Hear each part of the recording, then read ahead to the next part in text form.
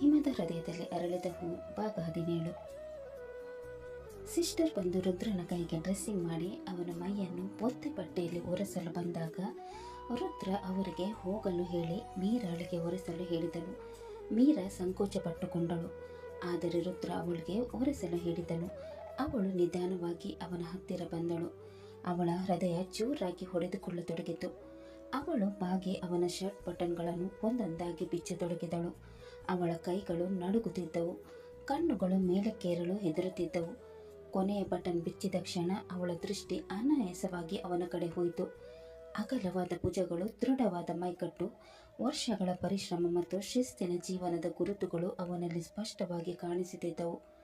ಆದರೆ ಅವಳ ಗಮನ ಸೆಳೆದಿದ್ದು ಅವನ ಬಲಿಷ್ಠ ಮೈಕಟ್ಟಲ್ಲ, ಅವನ ಗಾಯಗಳು. ಕೈಯ ಮೇಲಿದ್ದ ಗಾಯ, ಭುಜದ ಮೇಲಿದ್ದ ಸಣ್ಣ ಗುರುತುಗಳು ಅವಳ ಕಣ್ಣಲ್ಲಿ ಮತ್ತೆ ನೀರು ತರಿಸಿದವು. ಇಷ್ಟೊಂದು ಗಾಯ ಆಗಿದ್ರೂ ಸುಮ್ಮನೆ ನಗ್ತಾ ಇದ್ದೀರಾ ಎಂದು ನಿಧಾನವಾಗಿ ಹೇಳಿದಳು. ರುದ್ರ ಮಾತ್ರ ಅವಳ ಮುಖವನ್ನೇ ನೋಡುತ್ತಿದ್ದನು.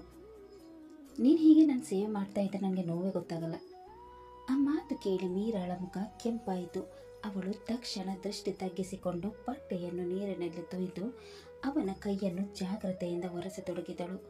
ರುದ್ರನಿಗೆ ಮಾತ್ರ ಗಾಯದ ನೋವಿಗಿಂತ ಹೆಚ್ಚಾಗಿ ಅವಳ ನಡುಗುತ್ತಿದ್ದ ಕೈಗಳ ಸ್ಪರ್ಶವೇ ಅನುಭವವಾಗುತ್ತಿತ್ತು. ಅವನ ಮೈಯನ್ನು ತುಂಬ ಜಾಗ್ರತೆಯಿಂದ ಅವನಿಗೆ ನೋವಾಗದಂತೆ ಮೀರಾ ಒರೆಸಿದಳು. ಆದರೆ ಅವನ ಕಾಲಿನ ಕಡೆ ಬಂದಾಗ ಅವಳು ಮುಜುಗರದಿಂದ ನಿಂತಳು. ಅವಳ ಗಾಬರಿಯನ್ನು ಗಮನಿಸಿದ ರುದ್ರ ಒಳಗೊಳಗೆ ನಗತೊಡಗಿದನು. ಮೀರಾ, ನೀನು ಹೀಗೆ ನಿಂತೇ ಇದ್ರೆ ಸಂಜೆ ಆಗುತ್ತೆ ಸರ್ ಎಂದ. ಅವಳ ಮುಖ ಸಂಪೂರ್ಣ ಕೆಂಪಾಯಿತು. ಅಷ್ಟರಲ್ಲಿ ರುದ್ರ ತಾನೇ ನಿಧಾನವಾಗಿ ಎದ್ದು ಪಕ್ಕದಲ್ಲಿದ್ದ ಟವಲ್ ತೆಗೆದುಕೊಂಡನು. ಗಾಯಗಳಿಗೆ ಜಾಗ್ರತೆ ವಹಿಸುತ್ತಾ ತನ್ನನ್ನು ಸರಿಯಾಗಿ ಮುಚ್ಚಿಕೊಂಡು ಮತ್ತೆ ಬೆಡ್ ಮೇಲೆ ಕುಳಿತನು. ಈಗ ಸರಿ ಆಯ್ತಾ, ಒರ್ಸು ಎಂದು ಹೇಳಿದನು. ಮೀರಾ ನಿಧಾನವಾಗಿ ತಲೆ ಆಡಿಸಿದಳು. ಅವಳು ಮತ್ತೆ ಬಟ್ಟೆಯನ್ನು ನೀರಿನಲ್ಲಿ ತೊಳೆದು ಅವನ ಕಾಲಿನ ಮೇಲಿದ್ದ ಧೂಳು ಮತ್ತು ರಕ್ತದ ಕಲೆಗಳನ್ನು ಜಾಗ್ರತೆಯಿಂದ ಒರೆಸತೊಡಗಿದಳು. ಎಲ್ಲ ಮುಗಿದ ನಂತರ ಅವಳು ಆಳವಾಗಿ ಉಸಿರೆಳೆದುಕೊಂಡು ನಂತರ ಅವನ ಶರ್ಟ್ ಹಾಕಿ ನಿಧಾನವಾಗಿ ಬಟನ್ಗಳನ್ನು ಒಂದೊಂದಾಗಿ ಹಾಕತೊಡಗಿದಳು. ಅವಳ ಗಮನ ಸಂಪೂರ್ಣವಾಗಿ ಬಟನ್ಗಳ ಮೇಲೆ ಇತ್ತು. ಕೊನೆಯ ಬಟನ್ ಹಾಕಿ ಇನ್ನೇನು ದೂರ ಸರಿಯಬೇಕು ಅನ್ನುವಷ್ಟರಲ್ಲಿ ಅವಳ ಉದ್ದನೆಯ ಕೂದಲು ಅವನ ಶರ್ಟಿನ ಬಟನ್ಗೆ ಸಿಕ್ಕಿ ಹಾಕಿಕೊಂಡಿತು. ಅಯ್ಯೋ ಎಂದು ಅವಳು ಗಾಬರಿಯಿಂದ ನಿಂತಳು. ಅಷ್ಟರಲ್ಲಿ ರುದ್ರ ಅವಳ ಮುಖದ ಬದಲಾದ ಭಾವನೆಯನ್ನು ಗಮನಿಸಿದನು. ಏನಾಯಿತು ಎಂದು ಕೇಳುತ್ತಾ ಅವಳ ಹತ್ತಿರ ವಾಲಿದನು. ಅವಳು ಏನೋ ಹೇಳಲು ಹೋಗುತ್ತಿದ್ದಳು. ಆದರೆ ಕೂದಲು ಇನ್ನಷ್ಟು ಸಿಕ್ಕಿ ಹಾಕಿಕೊಂಡಿದ್ದರಿಂದ ಅವಳಿಗೆ ನೋವಾಗತೊಡಗಿತು. ಅವಳು ಬಿಡಿಸಿಕೊಳ್ಳಲು ಪ್ರಯತ್ನಿಸುತ್ತಿದ್ದಂತೆ ಮುಂದಿನ ಕ್ಷಣ ರುದ್ರ ಅವಳ ಸೊಂಟ ಹಿಡಿದು ಅವಳಿಗೆ ನೋವಾಗದಂತೆ ನೋಡಿಕೊಂಡನು. ಸುಮ್ಮನೆ ಇರು, ಇನ್ನು ಹಿಡಿದ್ರೆ ನೋವಾಗುತ್ತೆ ಎಂದು ನಿಧಾನವಾಗಿ ಹೇಳಿದನು. ಮೀರಾಳ ಹೃದಯ ಜೋರಾಗಿ ಹೊಡೆದುಕೊಳ್ಳತೊಡಗಿತು. ಅವಳು ತಲೆ ಎತ್ತಿ ನೋಡಿದಾಗ ರುದ್ರ ಅವಳಿಗೆ ತುಂಬ ಹತ್ತಿರದಲ್ಲಿದ್ದನು. ಅವನ ಗಮನ ಮಾತ್ರ ಅವಳ ಕೂದಲಿನ ಮೇಲೆಯೇ ಇತ್ತು. ಬಹಳ ಜಾಗ್ರತೆಯಿಂದ ಒಂದೊಂದು ಕೂದಲನ್ನು ಬಟನ್ನಿಂದ ಬಿಡಿಸುತ್ತಿದ್ದನು. ನಿಮ್ಮ ಕೈಗೆ ಗಾಯ ಆಗಿದೆ ಅಲ್ವಾ, ಬಿಡಿ ನಾನೇ ಮಾಡ್ಕೋತೀನಿ. ನೀನು ಮಾಡಿದ ಮತ್ತೆ ಸಿಕ್ಕಿಸಿಕೊಳ್ತೀಯ. ಕೆಲವು ಕ್ಷಣಗಳ ನಂತರ ಕೊನೆಗೂ ಕೂದಲು ಬಿಡಿಸಿತು. ಆಯಿತು ಅಂತ ರುದ್ರ ಹೇಳಿದನು. ಆದರೆ ಇಬ್ಬರು ದೂರ ಸರಿಯುವುದನ್ನು ಮರೆತಿದ್ದರು. ಒಂದು ಕ್ಷಣ ಅವರ ಕಣ್ಣುಗಳು ಒಂದಕ್ಕೊಂದು ಬೆಸೆದುಕೊಂಡವು. ಆ ಆಸ್ಪತ್ರೆ ರೂಮಿನಲ್ಲಿ ವಿಚಿತ್ರವಾದ ಮೌನ ಆವರಿಸಿತು. ಮೀರಾ ಕ್ಷಣಕಾಲ ಅವನನ್ನೇ ನೋಡುತ್ತಿದ್ದಳು. ಅದನ್ನು ಗಮನಿಸಿದ ರುದ್ರ ತುಂಟನಗೆ ಬೀರಿದನು. ಅಷ್ಟರಲ್ಲಿ ಅವಳ ದೃಷ್ಟಿ ಅವನ ಕೈ ಮೇಲೆ ಹೋಯಿತು. ಕೈಯಲ್ಲಿ ಸ್ವಲ್ಪ ರಕ್ತದ ಕಲೆಗಳು ಹಾಗೆಯೇ ಇದ್ದವು. ರುದ್ರ ಅವಳ ಕಡೆ ನೋಡಿ, ಏನು ಹಾಗೆ ನೋಡ್ತೀಯಾ? ನನಗೆ ದೃಷ್ಟಿ ಆಗ್ಬೋದು. ರೂಮಲ್ಲಿ ಒಬ್ಬನೇ ಇದ್ದೀನಿ ಅಂತ ಮನಸ್ಸಲ್ಲಿ ಏನಾದರೂ ಸ್ಕೆಚ್ ಆಗ್ತಾಯಿಲ್ಲ ತಾನೆ ಎಂದನು. ಅವನ ಮಾತು ಕೇಳಿ ಮೀರಾಳ ಮುಖ ಕೆಂಪಾಯಿತು. ನಿಮ್ಮ ಕೈಯಲ್ಲಿ ಸ್ವಲ್ಪ ರಕ್ತ ಇದೆ, ಅದನ್ನು ಒರೆಸ್ಬೇಕು ಅಂತ ಹೇಳಿ ಮತ್ತೆ ಟವಲನ್ನು ನೀರಿನಲ್ಲಿ ಅದ್ದಿ ಅವನ ಕೈ ಒರೆಸಲು ಮುಂದಾದಳು. ಮತ್ತೆ ಮಾತು ಮುಂದುವರಿಸುತ್ತಾ, ನಾನು ಅಂತವಳಲ್ಲ, ನನ್ನ ನಿಮ್ಮ ಮೇಲೆ ಇಂಟ್ರೆಸ್ಟ್ ಕೂಡ ಇಲ್ಲ ಎಂದು ತಕ್ಷಣ ಹೇಳಿಬಿಟ್ಟಳು. ಆ ಮಾತುಗಳು ರುದ್ರನ ಅಹಂಕಾರಕ್ಕೆ ಚುಚ್ಚಿದಂತಾಯಿತು. ಅವನ ಮುಖದ ನಗು ಮಾಯವಾಯಿತು. ಏನಂದೆ ನೀನು? ನಿನಗೆ ನನ್ನ ಮೇಲೆ ಇಂಟ್ರೆಸ್ಟ್ ಇಲ್ವಾ? ನಾನು ನಿನಗೆ ಅಷ್ಟೊಂದು ಬೇಡವದ್ನ ಎಂದು ಹೇಳಿ ಅವಳ ಕೈ ಹಿಡಿದನು. ಆಗ ಅವಳ ಕೈಯಿಂದ ಟವಲ್ ಕೆಳಗೆ ಬಿದ್ದಿತು. ಅವನು ಅವಳನ್ನು ತನ್ನ ಹತ್ತಿರ ಎಳೆದು ಅವಳ ಮುಖವನ್ನು ತನ್ನ ಬೊಗಸೆಯಲ್ಲಿ ಹಿಡಿದು ಅವಳ ತುಟಿಗಳಿಗೆ ಗಾಢವಾಗಿ ಚುಂಬಿಸಿದನು. ಮೀರಾ ಕೊಸರಾಡತೊಡಗಿದಳು. ಆದರೆ ಅವನ ಹಿಡಿತ ಬಿಗಿಯಾಗಿತ್ತು.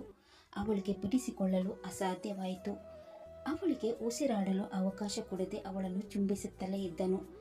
ಅವನ ಸಿಟ್ಟು ಕರಗಿ ಅವನಿಗೆ ತೃಪ್ತಿಯಾಗುವ ತನಕ ಚುಂಬಿಸಿದನು. ನಂತರ ಅವಳನ್ನು ದೂರ ಸರಿಸಿ, ಏನಾಗಿದೆ ನಿನಗೆ? ಯಾಕೆ ನನ್ನಿಂದ ದೂರ ಹೋಗ್ತೀಯಾ? ನಾನು ಹೇಳಿದ್ದನ್ನು ಕೇಳ್ಕೊಂಡಿರೋಕ್ಕಾಗಲ್ವಾ ಎಂದನು. ಅವನ ಧ್ವನಿಯಲ್ಲಿ ಮೊದಲ ಬಾರಿಗೆ ಕೋಪಕ್ಕಿಂತ ನೋವೇ ಜಾಸ್ತಿ ಇತ್ತು. ಈ ರುದ್ರ ಯಾರನ್ನು ಹತ್ತಿರ ಸೇರಿಸ್ಕೊಂಡವನಲ್ಲ. ನಿನ್ನನ್ನು ನನ್ನ ಹತ್ತಿರ ಸೇರಿಸ್ಕೊಂಡಿದ್ದೀನಿ ಅಂದರೆ ಅದು ನಿನ್ನ ಪುಣ್ಯ ಎಂದು ಅವನು ಹೇಳುತ್ತಿದ್ದಾಗ ಅವನ ಕಣ್ಣುಗಳಲ್ಲಿ ಕಾಣಿಸುತ್ತಿದ್ದುದು ಅಹಂಕಾರವಲ್ಲ, ಅವಳನ್ನು ಕಳೆದುಕೊಳ್ಳುವ ಭಯ. ಮೀರಾ ಹೆದರಿಕೊಂಡೇ ನಿಂತಿದ್ದಳು. ಭಯದಿಂದ ನಡುಗುತ್ತಾ ಅಲ್ಲಿಂದ ಹೋಗಲು ರೆಡಿಯಾದಳು. ಅದನ್ನು ನೋಡಿದ ರುದ್ರ ಮತ್ತೆ ಅವಳ ಕೈ ಹಿಡಿದು ನಿಲ್ಲಿಸಿದನು. ಈಗ ಆಗಿದ್ದು ಸಾಕಾಗಿಲ್ವಾ? ಮತ್ತೆ ಅದೇ ರೀತಿ ಮಾಡಬೇಕಾ? ಸುಮ್ಮನೆ ಕೂತ್ಕೋ ಎಂದು ಹೇಳಿ ತಕ್ಷಣ ತನ್ನ ಮಾತು ಕಠಿಣವಾಗಿದೆ ಎಂದು ಅರಿತುಕೊಂಡನು.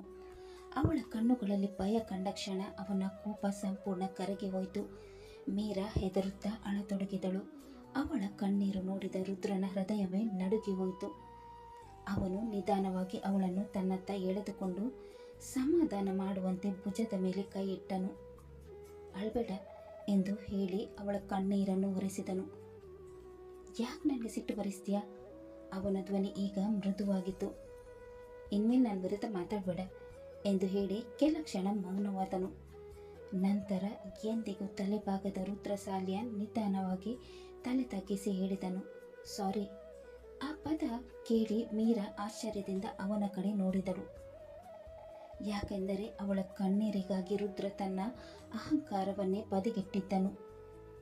ಸರಿ ಎಂದು ಹೇಳಿದ ರುದ್ರ ಆಳವಾದ ಉಸಿರು ತೆಗೆದುಕೊಂಡನು.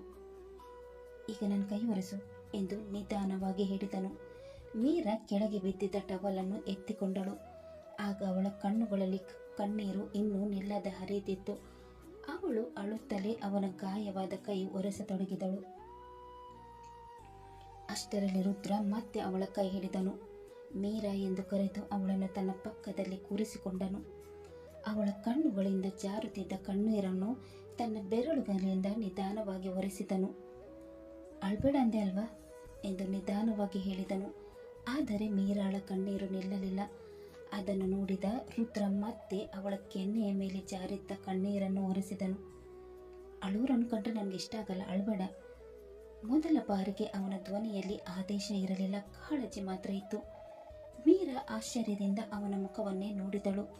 ಸ್ವಲ್ಪ ಹೊತ್ತಿನ ಹಿಂದೆ ಕೋಪದಿಂದ ಉರಿಯುತ್ತಿದ್ದ ಅದೇ ವ್ಯಕ್ತಿ ಈಗ ಅವಳ ಕಣ್ಣೀರು ಒರೆಸುತ್ತಾ ಸಮಾಧಾನ ಮಾಡುತ್ತಿದ್ದನು. ನೋಡು, ನಿನಗೆ ಭಯ ಆಗಿದ್ರೆ ಸಾರಿ, ಆದರೆ ಹೀಗೆ ಅಳ್ಬೇಡ, ನನಗೆ ಹಿಂಸೆ ಆಗುತ್ತೆ ಎಂದು ಹೇಳಿ ಮತ್ತೆ ಅವಳ ಕಣ್ಣೀರನ್ನು ಒರೆಸಿದನು.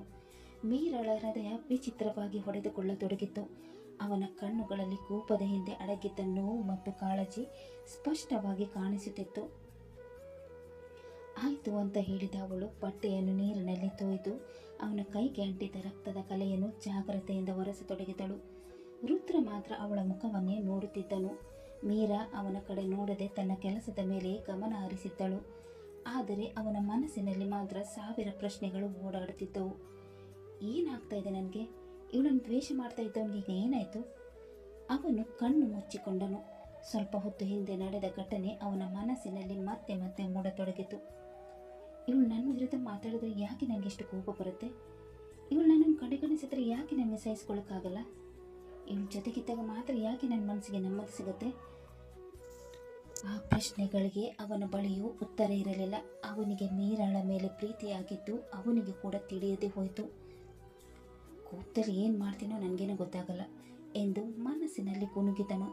ನಂತರ ಅವನ ದೃಷ್ಟಿ ಮೀರಾಳ ಮುಖದ ಮೇಲೆ ನಿಂತಿತು. ಕಣ್ಣುಗಳು ಅತ್ತಿದ್ದರಿಂದ ಕೆಂಪಾಗಿದ್ದವು. ಅದನ್ನು ನೋಡಿದ ಕ್ಷಣ ಅವನ ಹೃದಯಕ್ಕೆ ಏನೋ ಚುಚ್ಚಿದಂತಾಯಿತು. ಮೊದಲೇ ಅವಳ ತುಟಿಗೆ ಗಾಯ ಮಾಡಿದ್ದೆ, ಈಗ ಮತ್ತೆ ಅವಳ ತುಟಿಗೆ ಚುಂಬಿಸಿ ಅವಳನ್ನು ಅಳಿಸಿದ್ದೀನಿ. ಅವನು ಪಶ್ಚಾತ್ತಾಪದಿಂದ ನಿಧಾನವಾಗಿ ತಲೆ ತಗ್ಗಿಸಿದನು. ಅದೆಷ್ಟು ನೋವಾಗಿತ್ತು ಏನೋ, ಗಾಯದ ತುಟಿಗೆನ ಚುಂಬಿಸಿಬಿಟ್ಟೆ. ನನ್ನ ಜೊತೆ ಇದು ಒದ್ದಾಡ್ತಾ ಇದ್ದಾಳೆ. ಎಲ್ಲರೂ ನನ್ನ ನೋಡಿ ಭಯ ಪಡ್ತಾರೆ, ಗೌರವ ಕೊಡ್ತಾರೆ, ನನ್ನ ಮಾತು ಕೇಳ್ತಾರೆ. ಆದರೆ ಇವಳು ಮಾತ್ರ ನನ್ನ ಮುಂದೆ ಅಳ್ತಾಳೆ, ನೋವು ಅನುಭವಿಸ್ತಾಳೆ. ಅದನ್ನು ನೆನಪಿಸಿಕೊಂಡಾಗ ಮೊದಲ ಬಾರಿಗೆ ಅವನಿಗೆ ಅವನ ಮೇಲೆಯೇ ಕೋಪ ಬಂದಿತು. ಮೀರಾ ನಿಧಾನವಾಗಿ ಅವನ ಕೈಯನ್ನು ಜಾಗ್ರತೆಯಿಂದ ಒರೆಸುತ್ತಿದ್ದಳು. ತಾನು ಅತ್ತಿದ್ದರೂ ಅವನ ಗಾಯಕ್ಕೆ ನೋವಾಗದಂತೆ ನೋಡಿಕೊಳ್ಳುತ್ತಿದ್ದಳು. ನಾನು ಇಷ್ಟೆಲ್ಲ ಕಾಟ ಕೊಟ್ಟರೆ ಇನ್ನೂ ನನ್ನನ್ನು ಚೆನ್ನಾಗಿ ನೋಡ್ಕೊಳ್ತಾ ಇದ್ದಾಳೆ. ಅವನ ಮನಸ್ಸು ವಿಚಿತ್ರವಾಗಿ ಭಾರವಾಯಿತು. ಮೀರಾ ಅವನ ಕೈ ಒರೆಸುತ್ತಿದ್ದಾಗ ಅಚಾನಕ್ಕಾಗಿ ಬಟ್ಟೆ ಅವನ ಗಾಯದ ಕಡೆ ಹೋಯಿತು. ಎಂದು ರುದ್ರ ನೋವಿನಿಂದ ಕಣ್ಣು ಮುಚ್ಚಿಕೊಂಡನು. ಅವನ ಧ್ವನಿ ಕೇಳಿದ ಕ್ಷಣ ಮೀರಾ ಗಾಬರಿಯಿಂದ ಎದ್ದು ನಿಂತಳು. ಸಾರಿ ಸರ್, ಬೇಕಂತ ಮಾಡಿಲ್ಲ, ಅಚಾನಕ್ಕಾಗಿ ಬಟ್ಟೆ ತಾಗಿತು ಎಂದು ಭಯದಿಂದ ಹೇಳಿದಳು. ಅವಳ ಕೈಗಳು ಮತ್ತೆ ನಡುಗತೊಡಗಿದವು. ಕಣ್ಣುಗಳಲ್ಲಿ ಭಯ ಸ್ಪಷ್ಟವಾಗಿ ಕಾಣಿಸ್ತಿತ್ತು. ಅವಳು ಹೆದರಿರುವುದನ್ನು ಗಮನಿಸಿದ ರುದ್ರ ಒಂದು ಕ್ಷಣ ಅವಳನ್ನೇ ನೋಡಿದನು. ನಂತರ ನಿಧಾನವಾಗಿ ಅವಳ ನಡುಗುತ್ತಿದ್ದ ಕೈಯನ್ನು ತನ್ನ ಕೈಯಲ್ಲಿ ಹಿಡಿದನು. ಮೀರಾ ಎಂದು ನಿಧಾನವಾಗಿ ಕರೆದನು. ಅವಳು ಭಯದಿಂದ ಅವನತ್ತ ನೋಡಿದಳು. ಮೀರಾ ಏನು ಮಾತನಾಡಲಿಲ್ಲ, ಆದರೆ ಅವಳ ಕಣ್ಣುಗಳೇ ಉತ್ತರ ಹೇಳುತ್ತಿದ್ದವು. ಅದನ್ನು ನೋಡಿ ರುದ್ರನ ಹೃದಯ ಭಾರವಾಯಿತು. ನಂತರ ಅವನು ಅವಳನ್ನು ನಿಧಾನವಾಗಿ ತನ್ನ ಹತ್ತಿರ ಎಳೆದುಕೊಂಡನು. ಅವಳಿಗೆ ಗಾಬರಿಯಾದರೂ ಈ ಸಲ ಅವನ ಸ್ಪರ್ಶದಲ್ಲಿ ಕೋಪ ಇರಲಿಲ್ಲ, ಸಮಾಧಾನ ಮಾತ್ರ ಇತ್ತು. ಅವನು ಅವಳ ತಲೆ ಮೇಲೆ ಕೈ ಇಟ್ಟು ನಿಧಾನವಾಗಿ ಹೇಳಿದನು, ಯಾಕೆ ಇಷ್ಟು ಭಯಪಡ್ತೀಯ? ನಾನೇನು ಅಷ್ಟೊಂದು ಕ್ರೂರಿನ? ಮೀರಾ ಅವನನ್ನೇ ನೋಡಿದಳು. ಆ ಪ್ರಶ್ನೆಗೆ ಅವಳ ಬಳಿ ಉತ್ತರ ಇರಲಿಲ್ಲ. ರುದ್ರ ಅವಳ ಕಣ್ಣೀರು ಒರೆಸಿ, ನಾನಿನ್ ಗಂಡ ಹೊರಗಡೆಯವನಲ್ಲ, ಭಯಪಡಬೇಡ ಎಂದನು. ಆ ಮಾತು ಕೇಳಿದ ಕ್ಷಣ ಮೀರಾಳ ಹೃದಯ ವಿಚಿತ್ರವಾಗಿ ಹೊಡೆದುಕೊಳ್ಳತೊಡಗಿತು. ಯಾಕೆಂದರೆ ಮೊದಲ ಬಾರಿ ರುದ್ರ ತನ್ನ ಹಕ್ಕನ್ನು ತೋರಿಸಲು ಅಲ್ಲ, ಅವಳ ಭಯವನ್ನು ಕಡಿಮೆ ಮಾಡಲು ನಾನು ನಿನ್ನ ಗಂಡ ಎಂದು ಹೇಳಿದನು. ಮೀರಾ ನಿಧಾನವಾಗಿ ತಲೆ ಆಡಿಸಿದಳು, ಆದರೆ ಅವಳ ಕಣ್ಣುಗಳಲ್ಲಿ ಇನ್ನೂ ಕಣ್ಣೀರು ಚಿನುಗುತ್ತಿತ್ತು. ಇಷ್ಟೊಂದು ಭಯಪಡಬೇಡ ಮೀರಾ, ನಿನಗೆ ನೋವುದು ನನಗೆ ಇಷ್ಟ ಆಗಲ್ಲ. ಅವಳನ್ನು ಮಗುವಿನಂತೆ ಸಮಾಧಾನ ಮಾಡತೊಡಗಿದನು. ಸಾಕು, ಇನ್ನು ಅಳಬೇಡ ಎಂದು ಅವಳ ತಲೆಯನ್ನು ನಿಧಾನವಾಗಿ ಸವರುತ್ತಿದ್ದನು. ಮೀರಾಳ ಕಣ್ಣೀರು ನಿಧಾನವಾಗಿ ಕಡಿಮೆಯಾಗತೊಡಗಿತು. ಅವನ ಎದೆಯ ಮೇಲೆ ತಲೆ ಇಟ್ಟಿದ್ದ ಅವಳಿಗೆ ಬಹಳ ದಿನಗಳ ನಂತರ ಒಂದು ವಿಚಿತ್ರವಾದ ನೆಮ್ಮದಿ ಸಿಕ್ಕಂತಾಯಿತು. ಇಷ್ಟರವರೆಗೆ ಅವನ ಮೇಲಿದ್ದ ಕೋಪ, ಭಯ, ಸಿಟ್ಟು ಎಲ್ಲವೂ ಆ ಕ್ಷಣದಲ್ಲಿ ಎಲ್ಲೋ ಕರಗಿ ಹೋದಂತಾಯಿತು. ರುದ್ರನ ಅಪ್ಪುಗೆ ಅವಳಿಗೆ ಮೊದಲ ಬಾರಿ ಹಿತವೆನಿಸಿತು. ನಾನು ನಿಜವಾಗ್ಲೂ ಇಷ್ಟು ಭಯಾನಕನ ಎಂದು ನಿಧಾನವಾಗಿ ಕೇಳಿದನು. ಮೀರಾ ತಕ್ಷಣ ತಲೆ ಅಲ್ಲಾಡಿಸಿದಳು. ಇಲ್ಲ ಎಂದು ತುಂಬಾ ನಿಧಾನವಾಗಿ ಹೇಳಿದಳು. ಆ ಒಂದು ಪದ ಕೇಳಿ ರುದ್ರನ ತುಟಿಗಳ ಮೇಲೆ ಸಣ್ಣ ನಗು ಮೂಡಿತು. ಹಾಗಾದ್ರೆ ನನ್ನ ನೋಡಿದಾಗಲೆಲ್ಲ ಯಾಕೆ ನಡುಗ್ತೀಯ ಎಂದು ಕೇಳಿದನು. ಮೀರಾ ಕೆಲ ಕ್ಷಣ ಮೌನವಾಗಿದ್ದಳು. ನಂತರ ಅವನ ಕಣ್ಣಲ್ಲಿ ನೋಡುತ್ತಾ ಹೇಳಿದಳು, ನಿಮ್ಮ ಕೋಪಕ್ಕೆ. ಆ ಉತ್ತರ ಕೇಳಿ ರುದ್ರನ ಮುಖ ಮಂಕಾಯಿತು. ಯಾಕೆಂದರೆ ಅವಳು ತನ್ನ ವ್ಯಕ್ತಿತ್ವಕ್ಕೆ ಅಲ್ಲ, ತನ್ನ ಕೋಪಕ್ಕೆ ಹೆದರುತ್ತಿದ್ದಾಳೆ ಅನ್ನೋದು ಅವನಿಗೆ ಅರ್ಥವಾಗುತ್ತಿತ್ತು. ಅವನು ನಿಧಾನವಾಗಿ ಅವಳ ತಲೆಯ ಮೇಲೆ ಕೈ ಇಟ್ಟನು. ಇನ್ಮೇಲೆ ಪ್ರಯತ್ನ ಮಾಡ್ತೀನಿ ನಿನ್ನ ಮುಂದೆ ಕೋಪ ಕಡಿಮೆ ಮಾಡಿಕೊಳ್ಳಕ್ಕೆ ಎಂದು ಹೇಳಿದನು. ಮೀರಾ ಆಶ್ಚರ್ಯದಿಂದ ಅವನತ್ತ ನೋಡಿದಳು. ಯಾಕೆಂದರೆ ಯಾರ ಮಾತನ್ನು ಕೇಳದ ರುದ್ರ ಸಾಲ್ಯಾನ್ ಮೊದಲ ಬಾರಿಗೆ ಒಬ್ಬರಿಗಾಗಿ ತನ್ನನ್ನು ಬದಲಾಯಿಸಿಕೊಳ್ಳುವ ಬಗ್ಗೆ ಮಾತನಾಡುತ್ತಿದ್ದನು. ಆ ಕ್ಷಣದಲ್ಲಿ ಇಬ್ಬರಿಗೂ ಅರಿವಾಗಿರಲಿಲ್ಲ. ದ್ವೇಷದಿಂದ ಶುರುವಾದ ಅವರ ಸಂಬಂಧ ನಿಧಾನವಾಗಿ ಮತ್ತೊಂದು ಹೆಸರನ್ನು ಪಡೆಯಲು ಆರಂಭಿಸಿತು ಅಂತ. ಕತೆ ಮುಂದುವರಿಯುವುದು.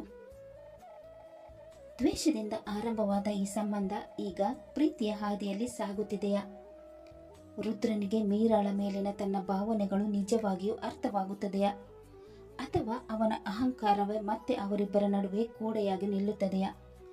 ಮೀರಾಳ ಹೃದಯದಲ್ಲಿ ರುದ್ರನ ಬಗ್ಗೆ ಮೂಡುತ್ತಿರೋ ಹೊಸ ಭಾವನೆ ಏನು? ಇಶಿಕಾಳ ಕುತಂತ್ರಗಳು ಇವರ ಜೀವನವನ್ನು ಮತ್ತೆಷ್ಟು ತಲೆಗಳಿಗಾಗಿಸಲಿವೆ? ಇವೆಲ್ಲದರ ಉತ್ತರ ತಿಳಿಯಲು ಮುಂದಿನ ಸಂಚಿಕೆಯಾಗಿ ಕಾಯೋಣ. ಅಲ್ಲಿ ತನಕ ಈ ಕತೆ ನಿಮಗೆ ಇಷ್ಟವಾದಲ್ಲಿ ಲೈಕ್ ಮಾಡಿ, ಶೇರ್ ಮಾಡಿ ಮತ್ತು ಸಬ್ಸ್ಕ್ರೈಬ್ ಮಾಡೋದನ್ನು ಮಾತ್ರ ಮರಿಬೇಡಿ. ಹಾಗೆ ಕತೆ ಹೇಗಿದೆ ಅಂತ ಕಮೆಂಟ್ ಬಾಕ್ಸಲ್ಲಿ ತಿಳಿಸಿ. ಮುಂದಿನ ಸಂಚಿಕೆಯಲ್ಲಿ ಮತ್ತೆ ಭೇಟಿಯಾಗೋಣ. ಧನ್ಯವಾದಗಳು.